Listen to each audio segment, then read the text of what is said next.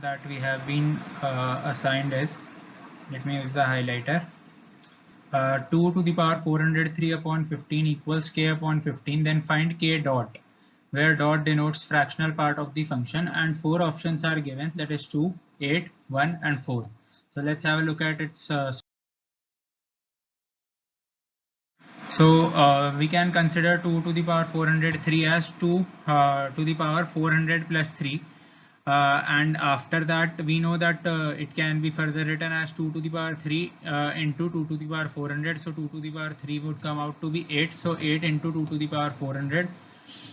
So we can write 2 to the power 400 as 2 to the power 4 outside bracket in the power 100.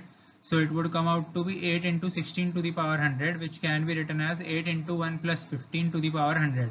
Now we apply binomial theorem inside the bracket part along with its power. So binomial theorem states 1 plus x to the power n equals nc0 plus nc1x plus nc2x square. So by applying that in the similar manner, we get 1 plus 100c1 into 15 plus 100c2 into 15 square till 100c100 15 to the power 100. And we already know that 8 is in multiplication, so we write it in similar manner.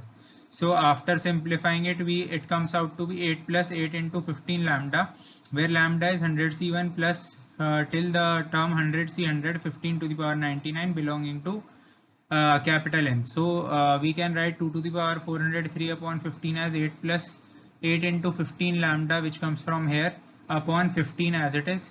So it comes out to be 8 lambda plus 8 upon 15. So on comparing it, we get k equals 8, where dot is the fractional part of the function.